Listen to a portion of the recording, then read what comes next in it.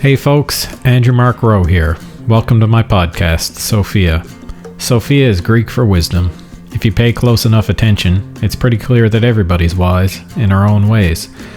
Although wisdom is pretty hard to transmit, given that it's the product of experience, it's nonetheless important, not to mention a lot of fun, to try. This podcast is focused on conversations with people about our stories of development, the lessons that we've learned, and the different ways we navigate this wild ride of life. Also featuring the odd solo philosophical deep dive. I hope that you enjoy.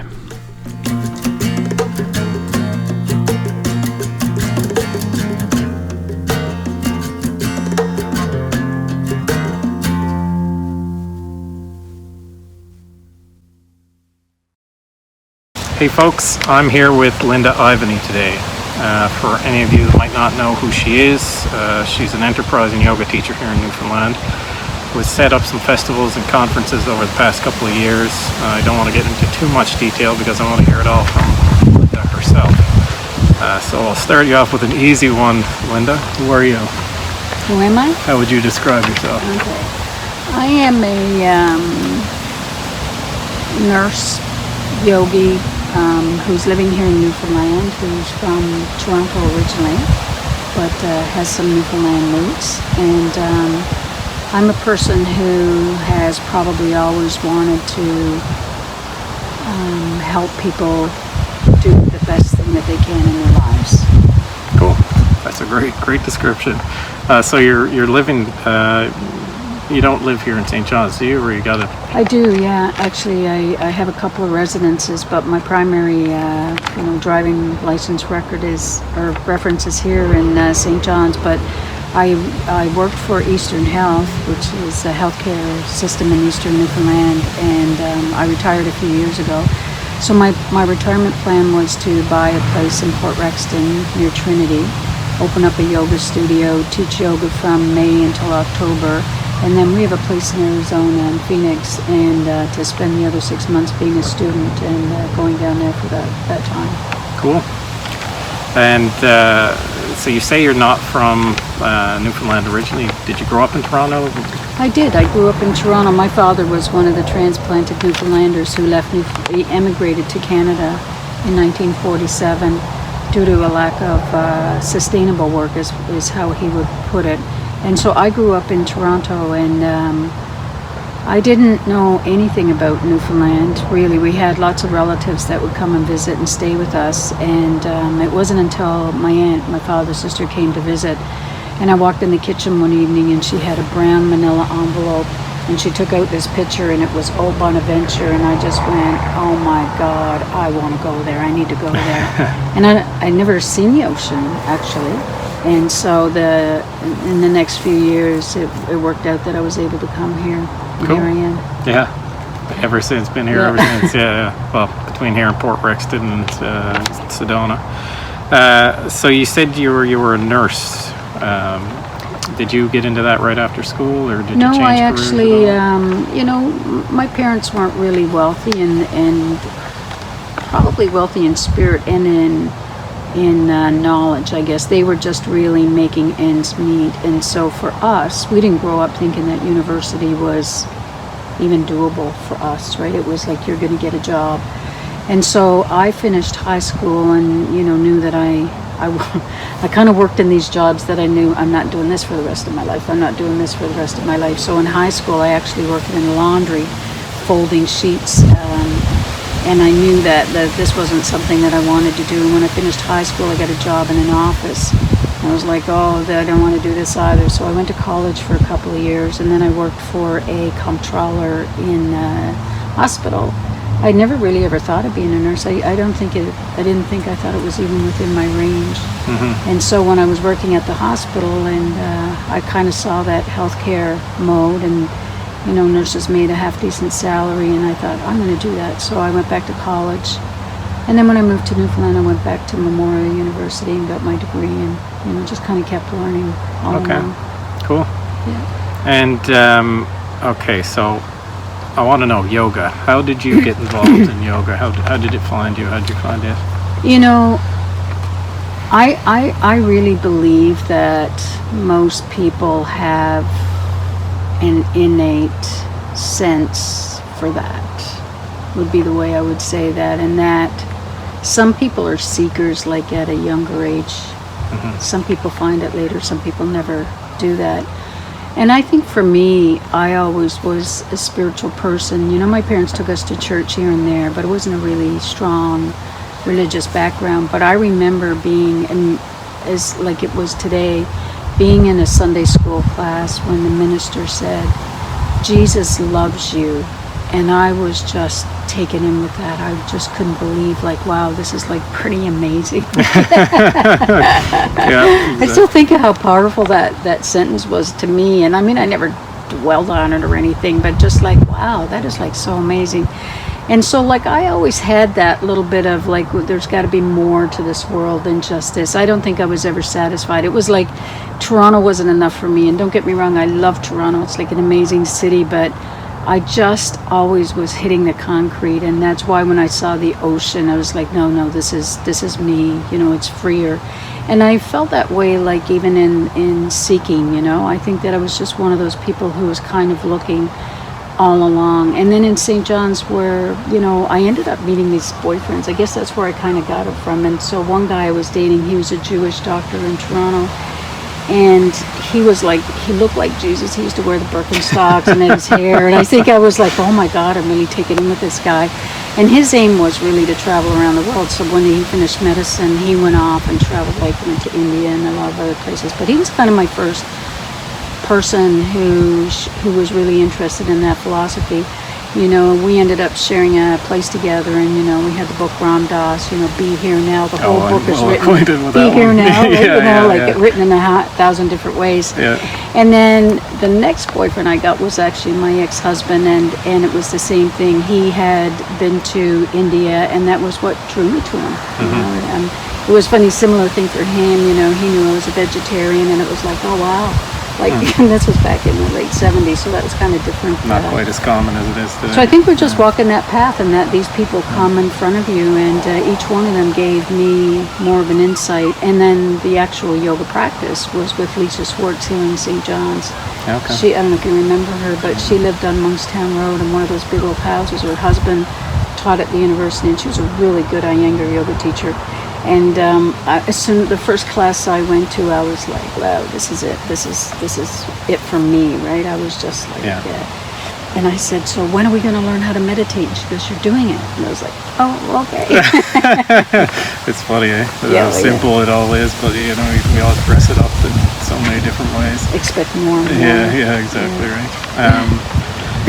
So you have a yoga studio, right? I do, yeah. So you know, I always wanted to do that, and, you know, I would say struggling with life. I had 3 children. I went back to university. I had my mother-in-law living with me. We built a house, and, you know, you didn't use a certain amount of money for that.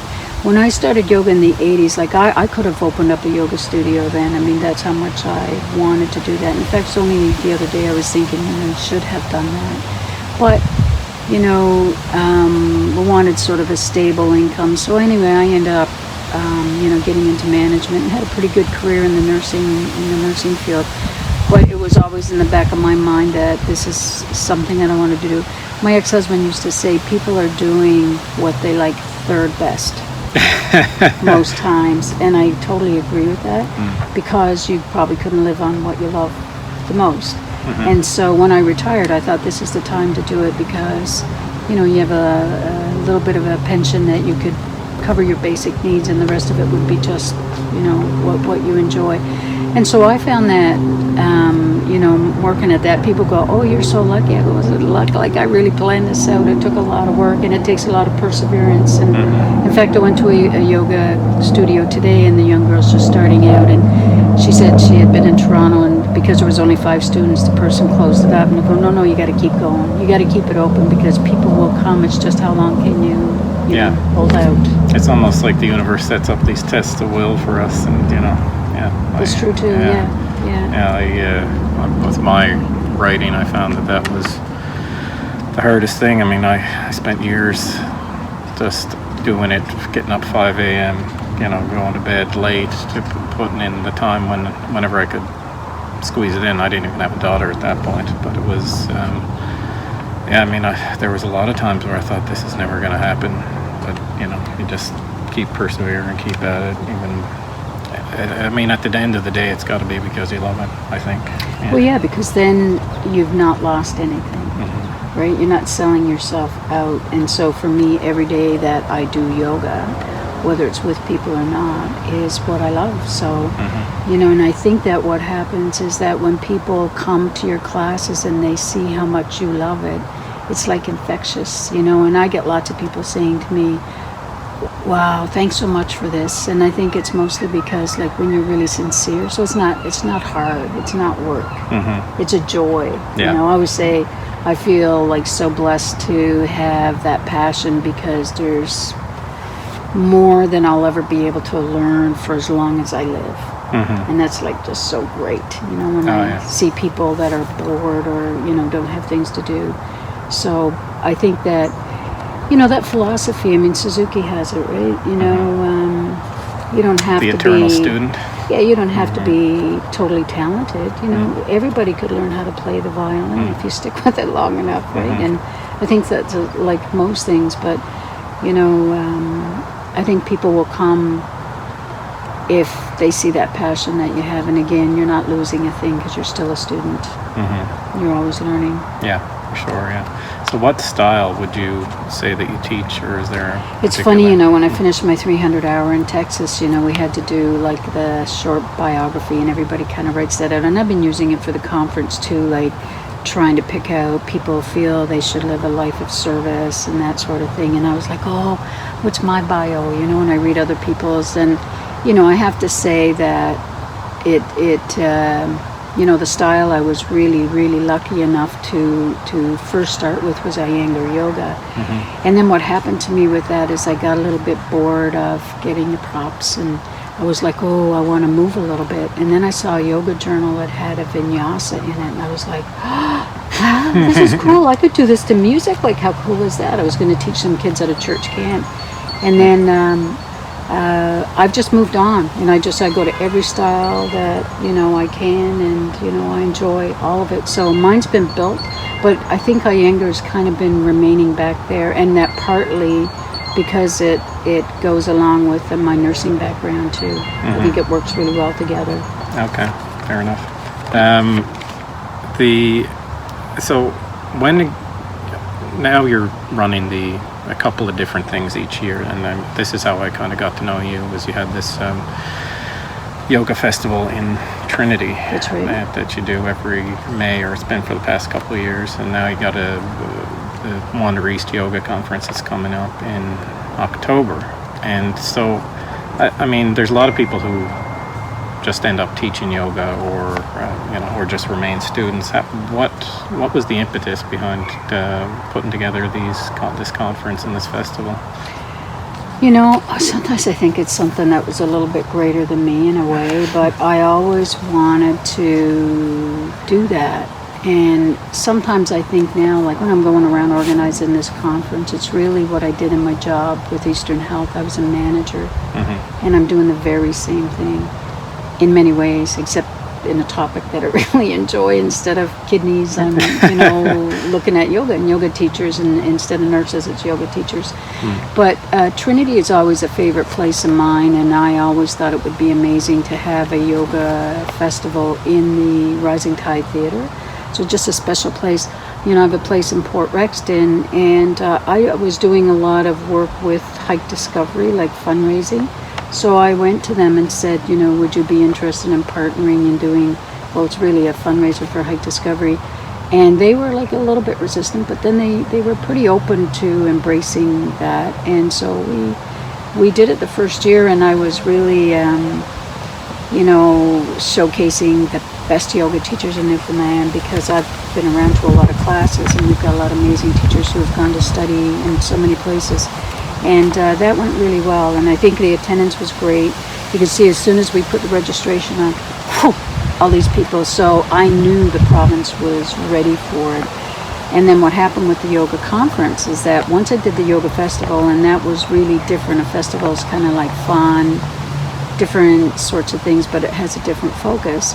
I wanted to do a yoga conference in St. John's, and so I just immediately said I'm going to do this in St. John's. And I always feel like Celine Dion's husband, who said nobody can have her but I want her, and that's what I was like. I'm going to have that yoga conference. I want to put that out there. And so immediately just put my attention to it and got it out there. And I think that part of it is it's a lot of work, and I feel like I have the time, whereas a lot of yoga teachers are busy teaching and still working. So it's a nice thing for me to be able to get back to that yoga community, and that's really why I'm doing it.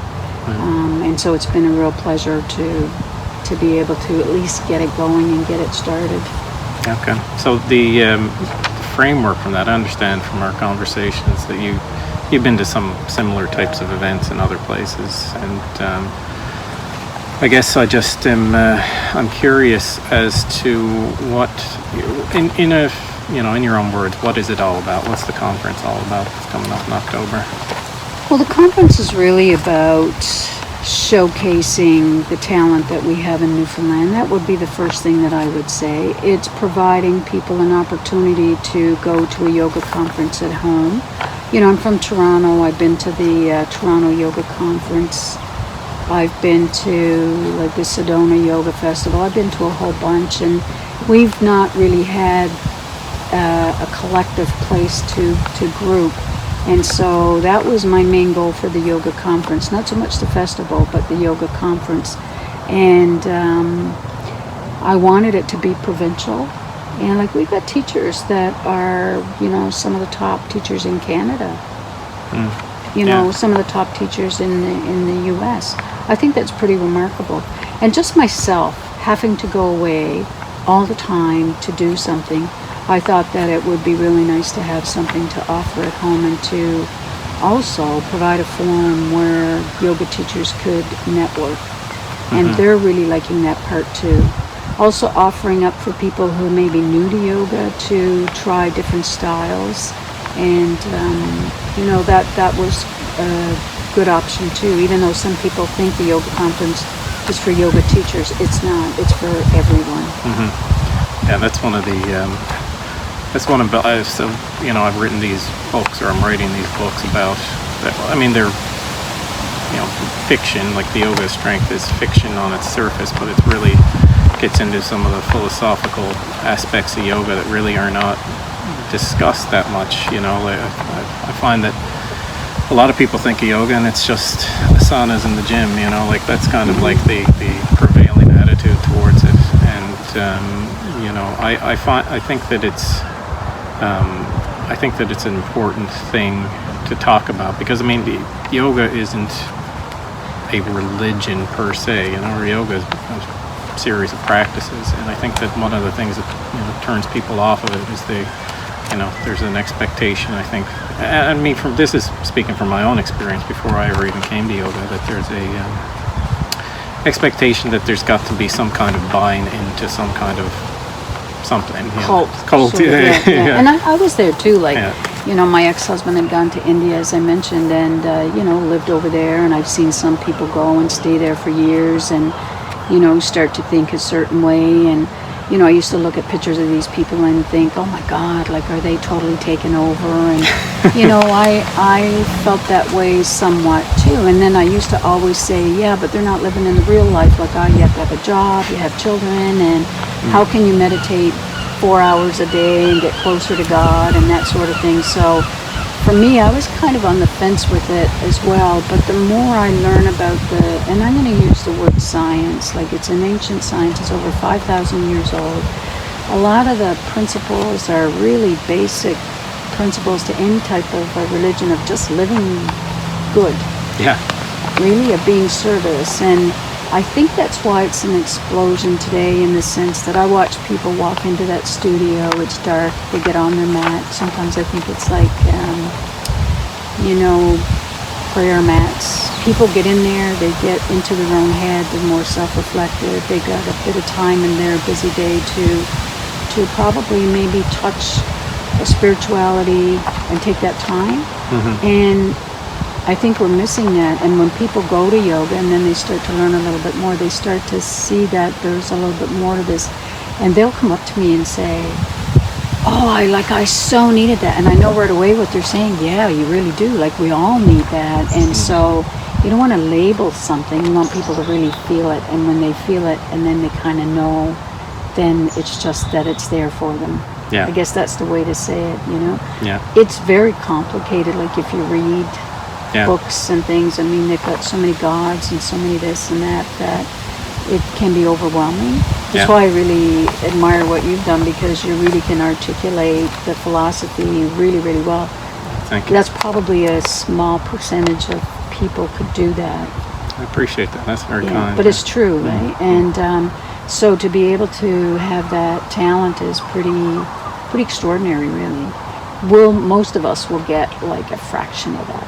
Yeah, well, thank you. I mean, for me, it's weird because I didn't really come into it, and I suppose this might be going a little bit deep on it, but I kind of, I looked at it as like this thing when I first started. It was like this thing that I went to the yoga studio for. Like, it was like, I'm doing this at this time, say 5:30 to 6:30 after work or something like that, and that's my time for yoga, which is kind of the way I think a lot of people approach it. And then the stuff that started happening within my life and the changes that started to happen, and like, I never really set out to understand it. I think that there's a Zen idea that trying to seek after enlightenment is like a mosquito trying to sting the butt of an iron bull or something like that. It was basically the idea that if you're looking for it, you're never going to find it because you're already there. That's kind of like the idea. It's just the actually getting from you're already there in your head to actually feeling it. It's kind of a different thing altogether. But I mean, this is what yoga is about. It's about self-realization. I think is kind of like and what you are is loving and grateful and all these things that people practice. I kind of think of it as a bit of a divine, faking it till you make it. At the beginning, because that's at least for me, that was my experience with it.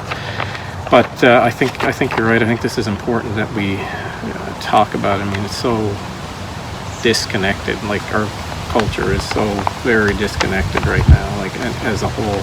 And well, I do this. I'd share this with you.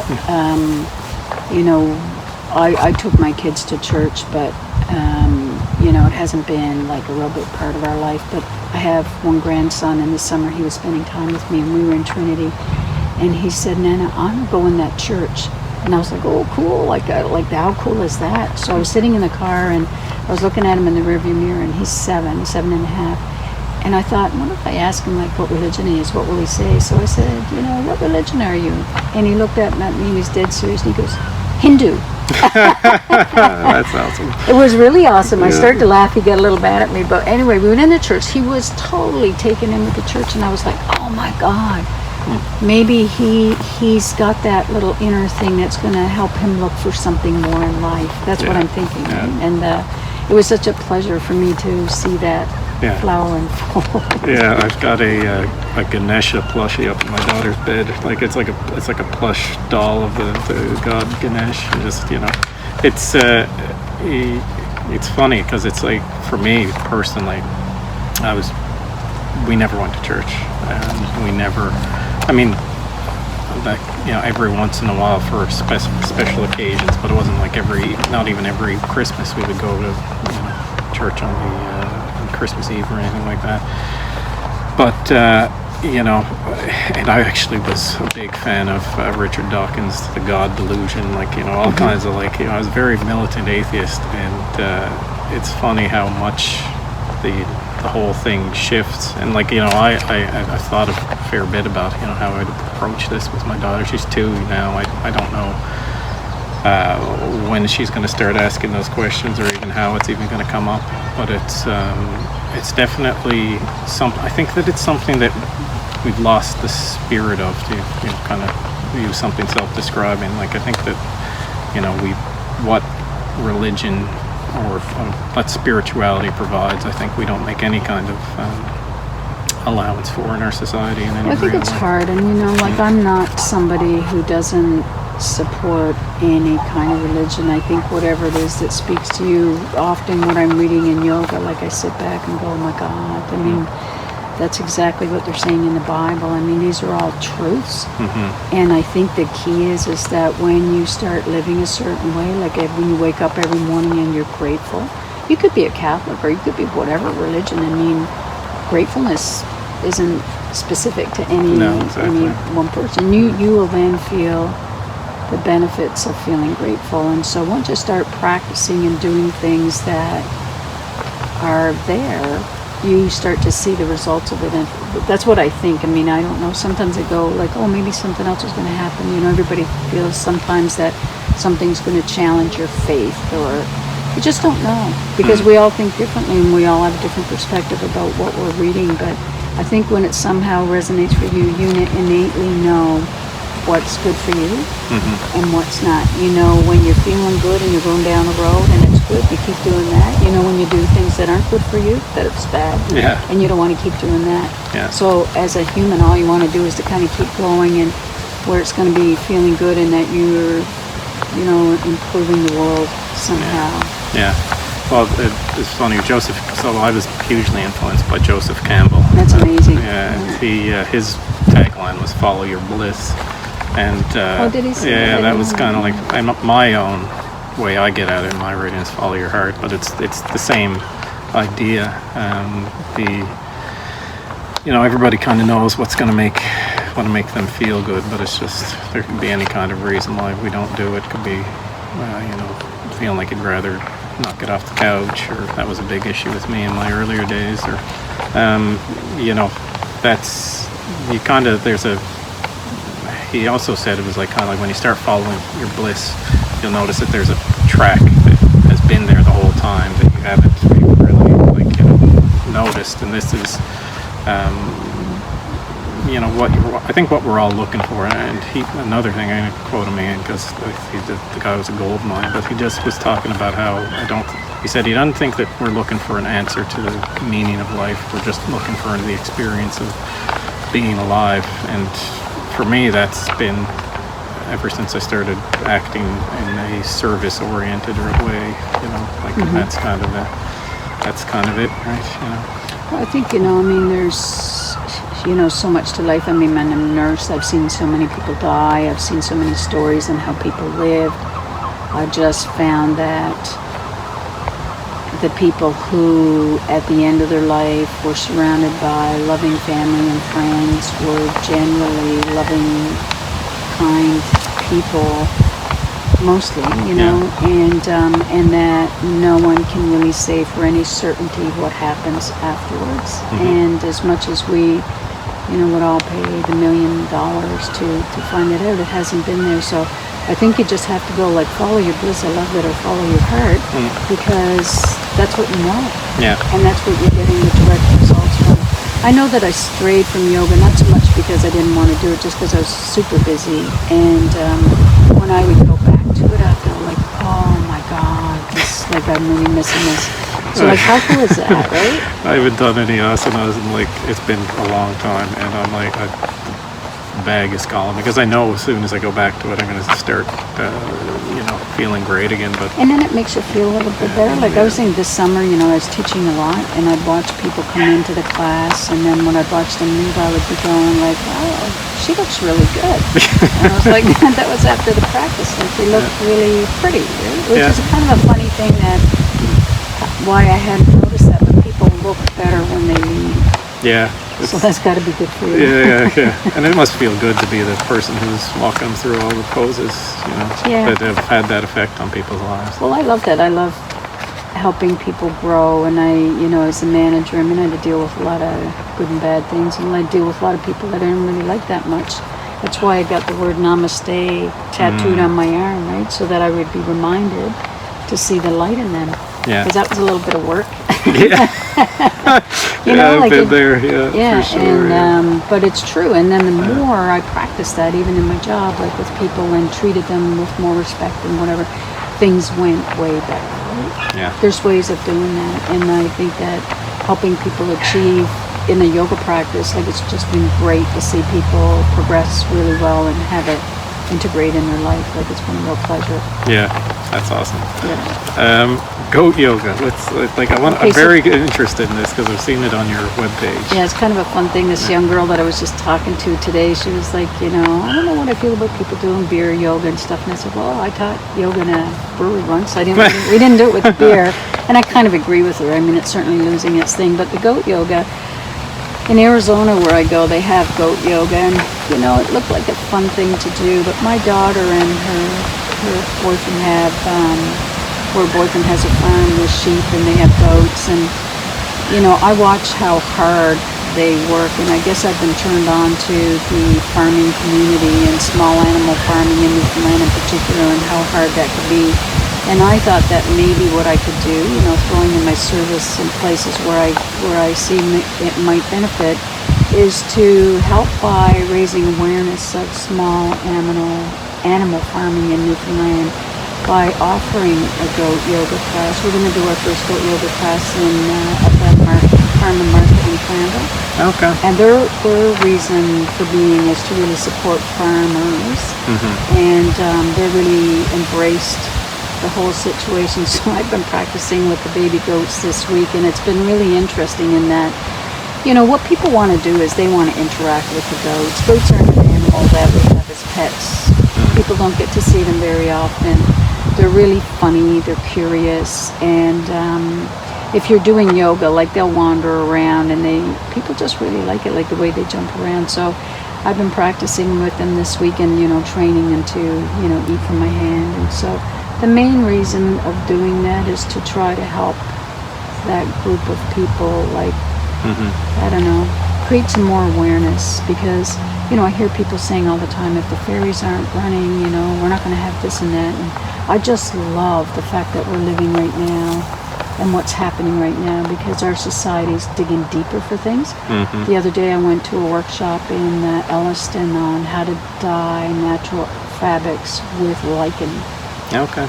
Well, that was like pretty cool, right? And the woman who taught, Felicity Roberts, was so amazing. She taught us how to not pick things that aren't sustainable, like, so don't go ravaging the lichen like they did in Scotland for the Harrison Tweed suits, right? Okay. People were so poor that they went out and picked all the lichen, and it's part of the ecosystem. And so for me, it's just about that. It's about helping people, like, especially today where people are digging so deep to kind of rely on their natural resources, to what can I do to be a part of that? And that's what I see the goat yoga doing, as well as offering people an opportunity. They really want to just pet them, hold them, play with them. Really, I will teach a yoga class, and that's kind of fun. Yeah. But that's what it's about. Okay, very cool. Let me see here. I'm just going to have a quick look. Have you had any experiences, and obviously you're getting as personal as you want on this, but you had any experiences that you would say were hugely transformative to you, like, maybe a turning point in your life that you might look back on as, well, this, I don't really think that way anymore, or like a big life lesson type of thing? Yeah, I haven't had, like, been struck by thunder and, like, had a big event ever in my life. I struggled through some, relationship issues, relationships with my parents. When I look back, like, for where I am now and where I was then, what I could say to you is I was in a little bit of a prison in my own mind. I didn't have a mental health issue, but I think I could create not such a pleasant place for myself. Sometimes I think that might have been hormonally driven, as a woman. But other than that, I think it was the way I was thinking, right? And I think that, there's expectations of what you'd be doing with your life, what you would have, what you would own, all of those things.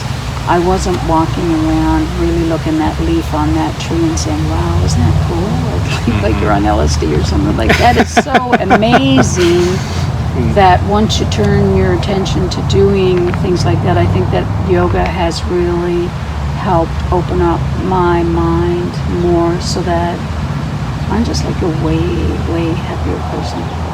Yeah.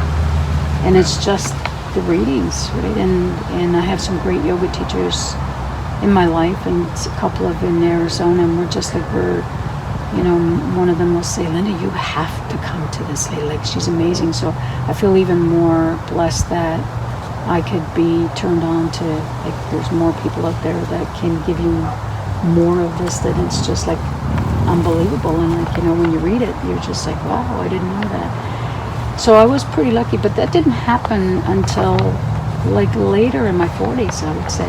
Okay.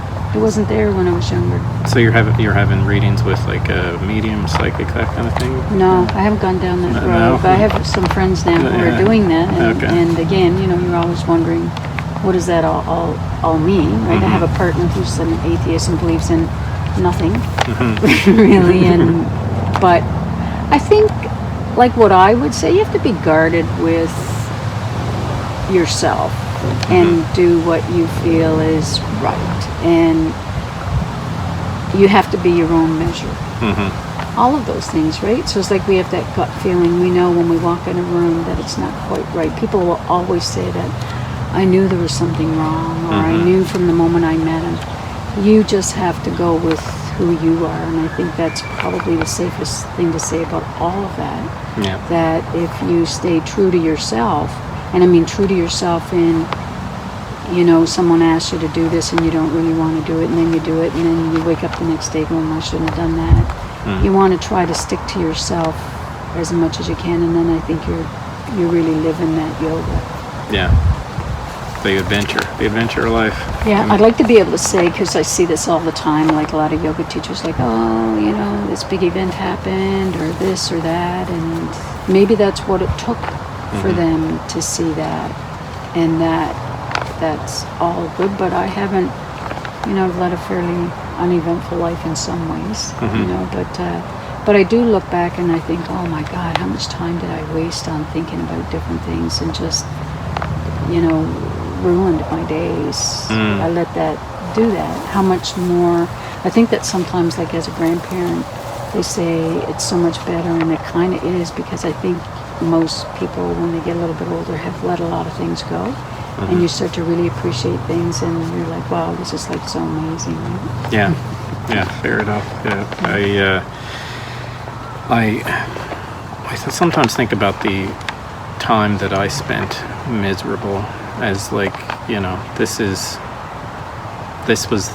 there was a purpose to this, and the purpose is that, you know, I kind of have a sense of contrast for my life now as it was, because I was very unhappy, deeply unhappy in my 20s, and you know, it kind of spurred me to go on adventure down to Peru, you know, but it was like, I don't know if it was kind of like the acuteness of it, like it was really bad, but it's like, it's almost like, you know, you can either have a low level of unhappiness for a long time, or you can have a very, like, acute phase of unhappiness, but usually that's enough fire to get under people's butts to start doing something different with their lives.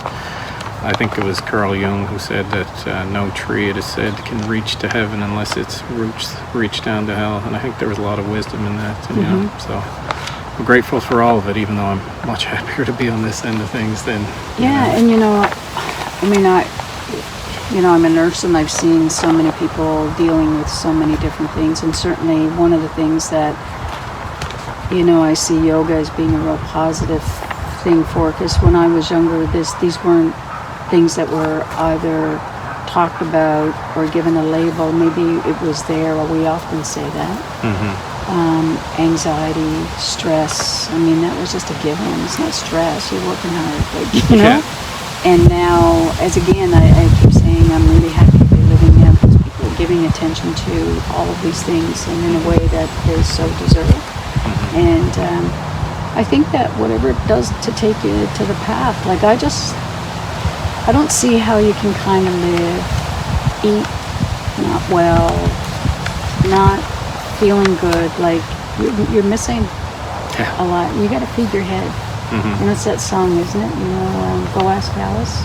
Feed your head, right? Yeah, you know, probably in a different airplane. Probably in a different way, but we do need to feed our head with some good stuff, and whether it's, you know, out of any kind of religious scriptures, things that are going to help you see the world in a more positive way will relate or transpose into something more positive. And if that's missing in your life, then maybe it's not as satisfying life. That's how I think I felt in Toronto, all that cement. That's what I think about sometimes, and it was just get, like get a job, get more money, buy more things, get a bigger house, get a better stereo, get a better car. And then there was just no satisfaction. I remember looking in my closet and saying, wow, I have these socks, I haven't even worn them yet. Like, how crazy is that? So what's the money all about? Yeah, exactly. We're trying to fill a hole that would never be filled.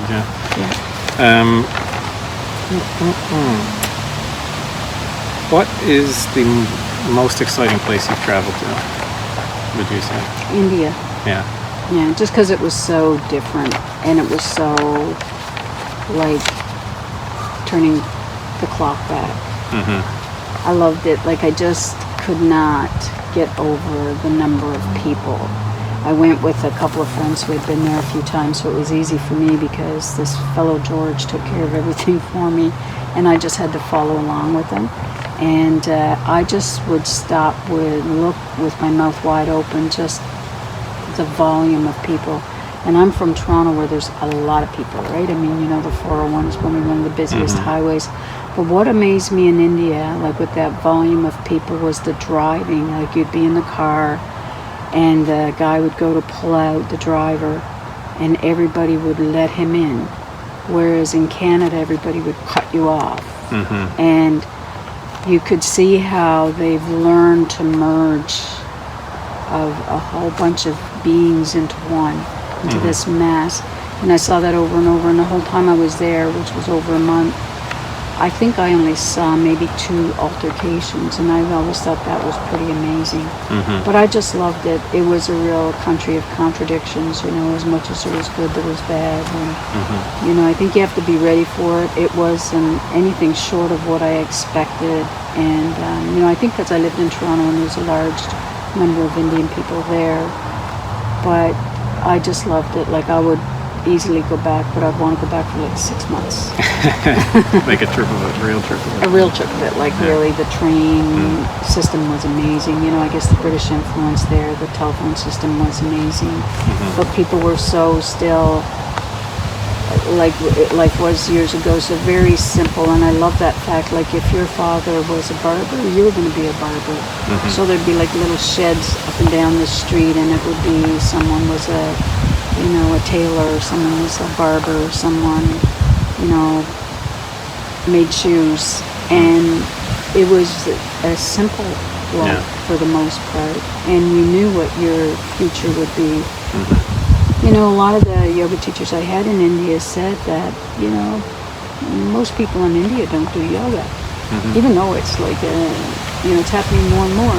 And it was taught in schools there, but it wasn't like this big explosion that happened in the U.S. And I just wondered if maybe we were really ready for it. There was such a void that people just went crazy with it.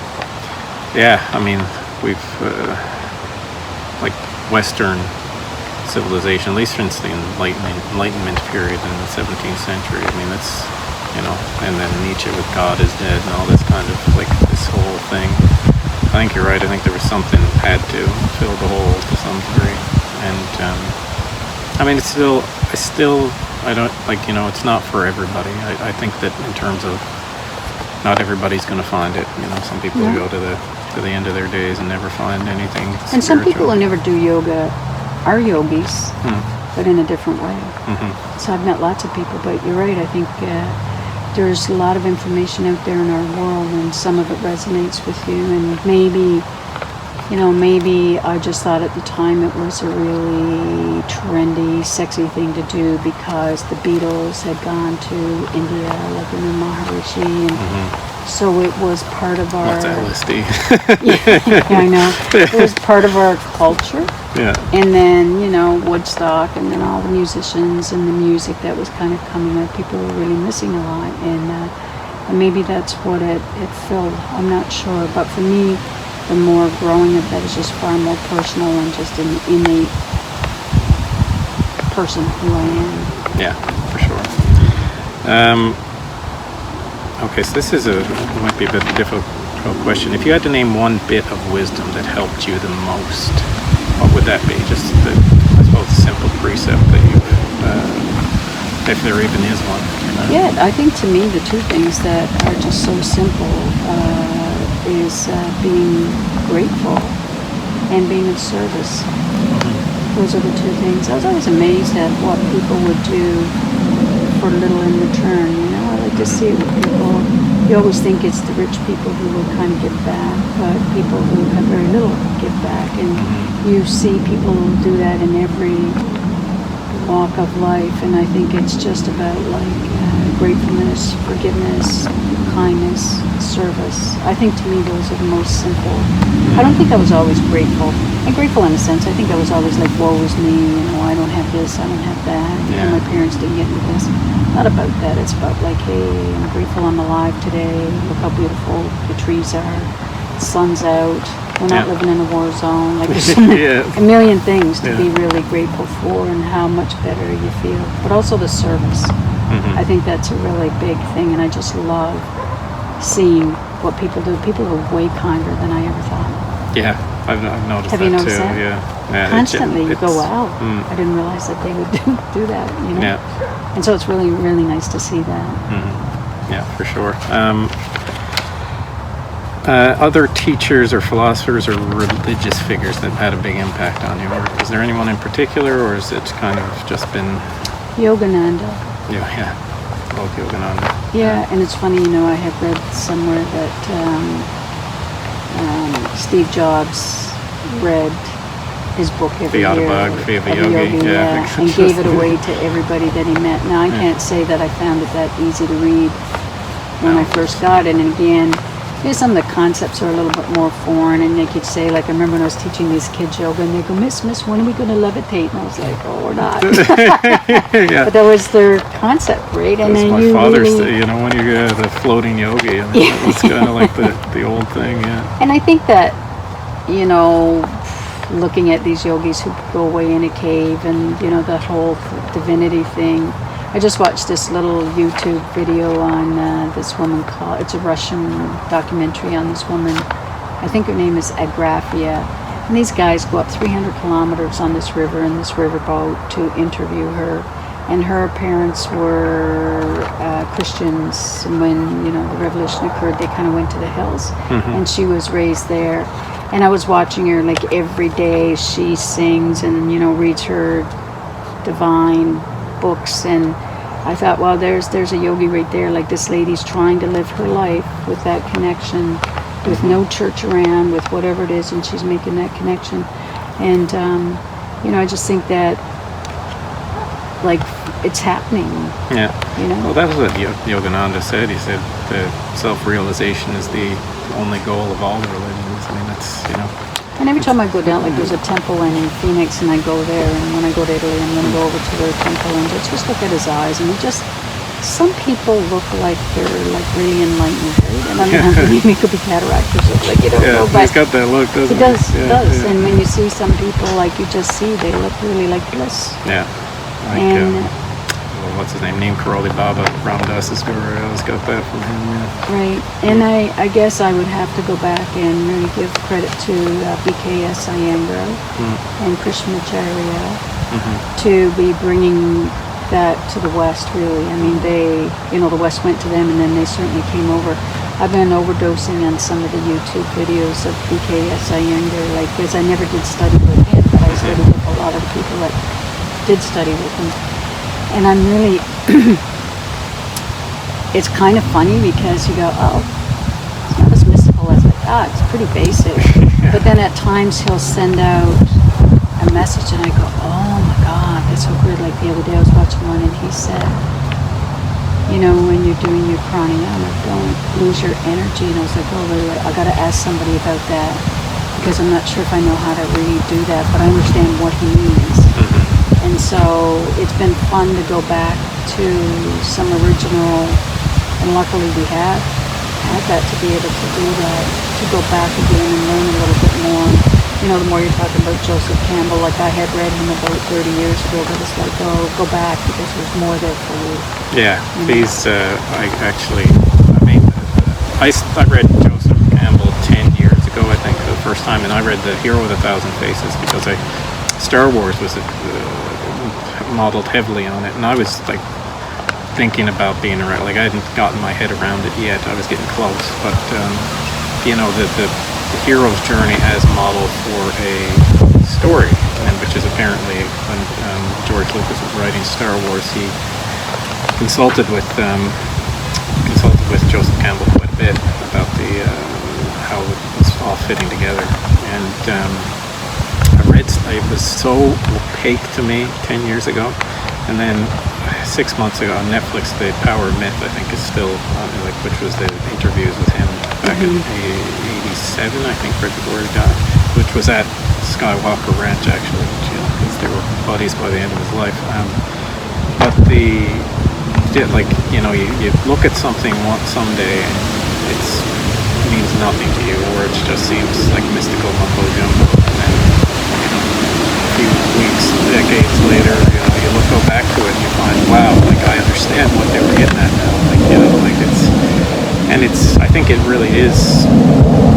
It all depends on what you're in for in life. I feel like the reason I resonated with Campbell so much was because I write stories, and to be able to get that mystical connection through understanding why we tell ourselves the stories that we do, that's perfect for me for this experience that I'm having right now, this incarnation, however you want to describe it, Sure. And if you teach yoga, so the fact that Yogananda and Iyengar had a huge impact on me, it makes perfect sense from my perspective. I know it's interesting because with teaching yoga, like I'm pretty gentle with bringing out some philosophy and even using some words. There's two ladies that come to my yoga class from Colorado, and they've been trying to get this young local Newfoundlander to come, and she said, I can't go because she uses those Indian words and I don't know what they mean. And I said to them, will you go back and tell them that I worked really hard to learn those and I'm not giving them up. I'll interpret them and I do that, but I need to practice in knowing how to pronounce them because that wasn't an easy feat to get. Yeah, fair enough. And then once they explained that to her, she sort of saw it in a different way. So you can start to see that right away. She was thinking I was thinking that I was something that I'm not, but she didn't really understand how much work that was for me. Now she's got a different appreciation, and that's what life is about in learning, and about people are just trying to do the best for the most part, right? And I think the more we can learn from different teachers, and sometimes it's going back. So you're not ready to take it at certain times, For sure. But I think the work that you're doing, Andrew, is great. I really think, like I said, it's only a percentage of the population that would have that skill. Thank you. For you to take it and bring it forward is really good. You don't want to always kind of keep going back. It's nice to do that. And I think that's why when you talk about, Star Wars and all these different movies, that's why they're so popular. People see the truth in it. Oh yeah, that's to me the hero's journey is the story of enlightenment. That's what we all have these parts in our lives where we kind of have new experiences, and we start off in our regular world. So before we've actually stepped over the threshold into a new world, could be a different job, could be a different relationship, could be whatever. But the ultimate story of the hero's journey is that quest for enlightenment. I never sought out this experience that I had a couple of years ago. It was just kind of I started to see the clues in my own life that kind of matched up with the structure of the stories that we tell ourselves. And it's kind of like we're doing this whole dance with ourselves with all these different masks, and we're all hiding, or we're playing this grand game of hide and seek, which is how I interpret the world. And you just pick out these little clues from here and there, and this is kind of this helps us along our way to if we're following our path, and we know what to do in certain situations. And for me, the big thing with my work is I've been trying to make it so that it's appreciable by people, that you don't have to have a background in yoga to read my book, The Yoga of Strength. It's on its surface, it just seems like something like Game of Thrones type of world, you know.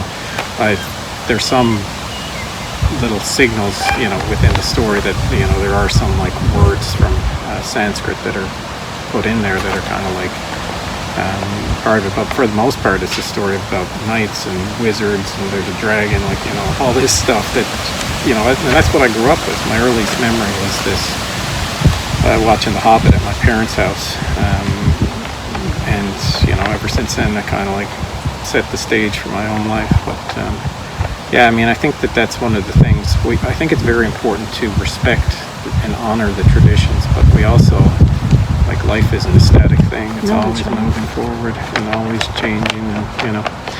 And which brings me to, I want to make a gift of my newest book. This one actually isn't fiction. This is philosophy, called Night of Sophia. Thank you very much. Wow. Given that the podcast. Yeah, we talked about that. Yeah. How nice.